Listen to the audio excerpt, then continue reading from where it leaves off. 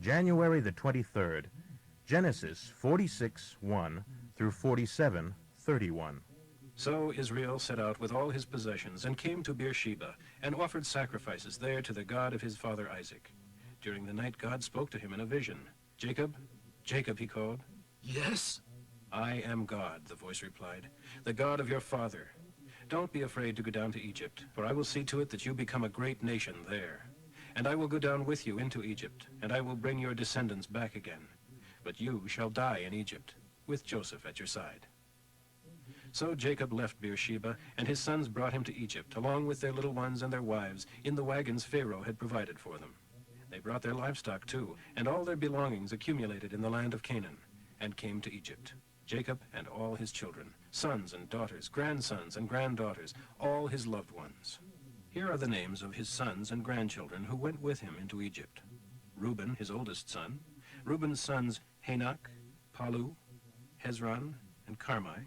Simeon and his sons, Jemuel, Jamin, Ohad, Jachin, Zohar, and Sheol. Sheol's mother was a girl from Canaan. Levi and his sons, Gershon, Kohath, Merari. Judah and his sons, Onan, Shelah, Perez, Zerah. However, and Onan died while still in Canaan, before Israel went to Egypt. The sons of Perez were Hezron and Hamel. Issachar and his sons, Tola, Puvah, Yab, Shimron. Zebulun and his sons, Sered, Elon, Jaleel. So these descendants of Jacob and Leah, not including their daughter Dinah, born to Jacob in Padan Aram, were 33 in all. Also accompanying him were Gad and his sons, Ziphion, Haggai, Shannai, Esbond, Eri, Arodai, and Arilai. Asher and his sons, Imnah, Ishvah, Ishvai, Beriah, and a sister Serah. Beriah's sons were Heber and Malchiel. These 16 persons were the sons of Jacob and Zilpah, the slave girl given to Leah by her father Laban. Also in the total of Jacob's household were these 14 sons and descendants of Jacob and Rachel. Joseph and Benjamin. Joseph's sons, born in the land of Egypt, were Manasseh and Ephraim. Their mother was Asenath, the daughter of Potipherah, priest of Heliopolis. Benjamin's sons, Bela, Becher, Ashbel, Gera, Naaman, Ehi, Rosh, Muppim, Huppim, and Ard. Also in the group were these 7 sons and descendants of Jacob and Bilhah, the slave girl given to Rachel by her father Laban. Dan and his son Hushim, Naphtali and his sons Jaziel, Gunai, Jezer, and Shillem.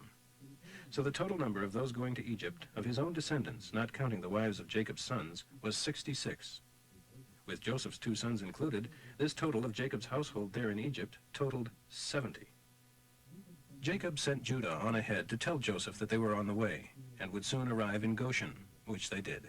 Joseph jumped into his chariot and journeyed to Goshen to meet his father, and they fell into each other's arms and wept a long while. Then Israel said to Joseph, "Now let me die, for I have seen you again, and know you are alive." And Joseph said to his brothers and to all their households, "I'll go and tell Pharaoh that you are here, and that you have come from the land of Canaan to join me. And I will tell him, these men are shepherds. They have brought with them their flocks and herds and everything they own. So when Pharaoh calls for you and asks you about your occupation, tell him, we have been shepherds from our youth, as our fathers have been for many generations. When you tell him this, he will let you live here, in the land of Goshen." For shepherds were despised and hated in other parts of Egypt. Upon their arrival, Joseph went in to see Pharaoh. "My father and my brothers are here from Canaan, with all their flocks and herds and possessions. They wish to settle in the land of Goshen." He took 5 of his brothers with him and presented them to Pharaoh. Pharaoh asked them, "What is your occupation?" And they replied, "We are shepherds like our ancestors. We have come to live here in Egypt, for there is no pasture for our flocks in Canaan. The famine is very bitter there. We request permission to live in the land of Goshen." And Pharaoh said to Joseph, "Choose anywhere you like for them to live. Give them the best land of Egypt. The land of Goshen will be fine. And if any of them are capable, put them in charge of my flocks too." Then Joseph brought his father Jacob to Pharaoh, and Jacob blessed Pharaoh. "How old are you?" "I have lived 130 long, hard years, and I am not nearly as old as many of my ancestors." Then Jacob blessed Pharaoh again before he left. So Joseph assigned the best land of Egypt, the land of Ramesses, to his father and brothers, just as Pharaoh had commanded. and Joseph furnished food to them in accordance with the number of their dependents. The famine became worse and worse, so that all the land of Egypt and Canaan were starving. Joseph collected all the money in Egypt and Canaan in exchange for grain, and he brought the money to Pharaoh's treasure houses. When the people were out of money, they came to Joseph crying again for food. Our money is gone, but give us bread, for why should we die? Well then, give me your livestock. I will trade you food in exchange. So they brought their cattle to Joseph in exchange for food. Soon all the horses, flocks, herds, and donkeys of Egypt were in Pharaoh's possession. The next year they came again and said, Our money is gone, and our cattle are yours, and there is nothing left but our bodies and land. Why should we die?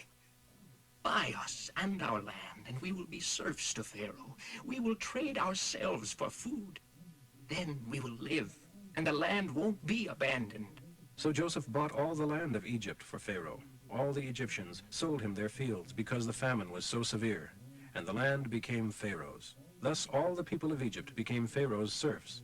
The only land he didn't buy was that belonging to the priests, for they were assigned food from Pharaoh and didn't need to sell. Then Joseph said to the people, See, I have bought you and your land for Pharaoh. Here is grain. Go and sow the land. And when you harvest it, 1/5 of everything you get belongs to Pharaoh.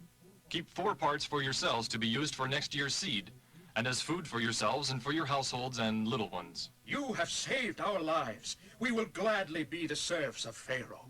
So Joseph made it a law throughout the land of Egypt, and it is still the law, that Pharaoh should have as his tax 20% of all the crops except those produced on the land owned by the temples. So Israel lived in the land of Goshen, in Egypt, and soon the people of Israel began to prosper, and there was a veritable population explosion among them. Jacob lived 17 years after his arrival, so that he was 147 years old at the time of his death. As the time drew near for him to die, he called for his son Joseph and said to him, Swear to me most solemnly that you will honor this, my last request.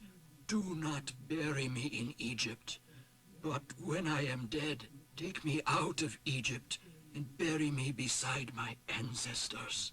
And Joseph promised. Swear that you will do it. And Joseph did. Soon afterwards, Jacob took to his bed. Matthew 15, 1 through 28.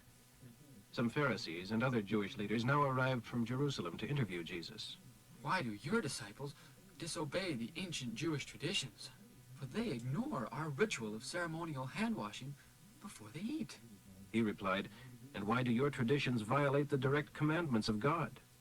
For instance, God's law is, honor your father and mother. Anyone who reviles his parents must die. But you say, even if your parents are in need, you may give their support money to the church instead. And so by your man-made rule, you nullify the direct command of God to honor and care for your parents. You hypocrites! Well did Isaiah prophesy of you, These people say they honor me, but their hearts are far away. Their worship is worthless, for they teach their man-made laws instead of those from God. Then Jesus called to the crowds and said, Listen to what I say and try to understand.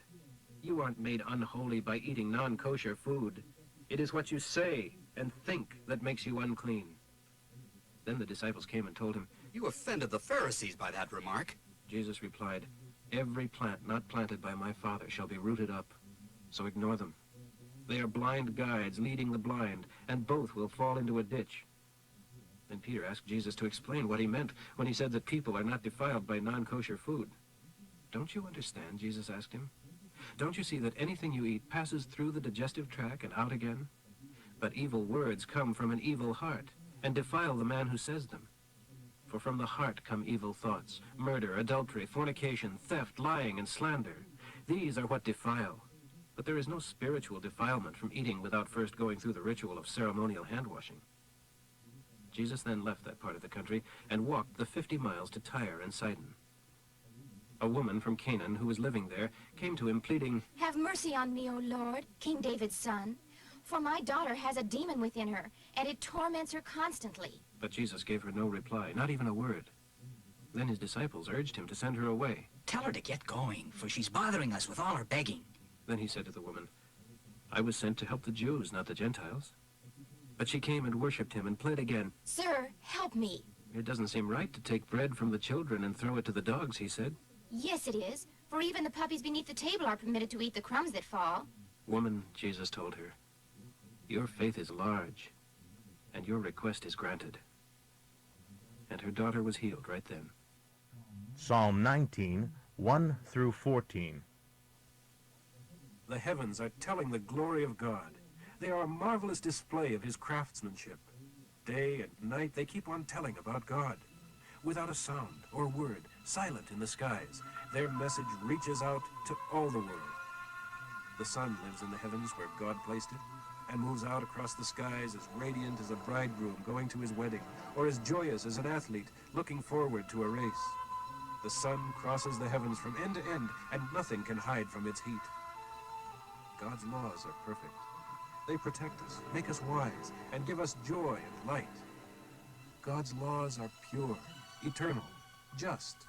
They are more desirable than gold.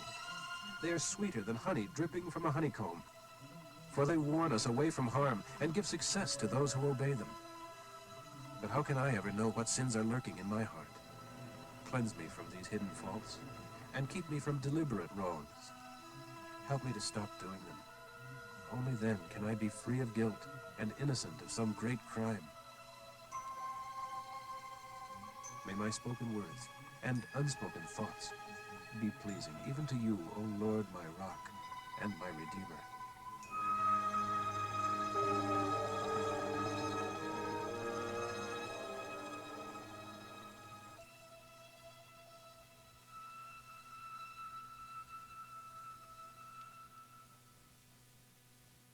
Proverbs for today, 4:14 through 19. Don't do as the wicked do. Avoid their haunts. Turn away. Go somewhere else. For evil men don't sleep until they've done their evil deed for the day. They can't rest unless they cause someone to stumble and fall. They eat and drink wickedness and violence. But the good man walks along in the ever-brightening light of God's favor. The dawn gives way to morning splendor, while the evil man gropes and stumbles in the dark.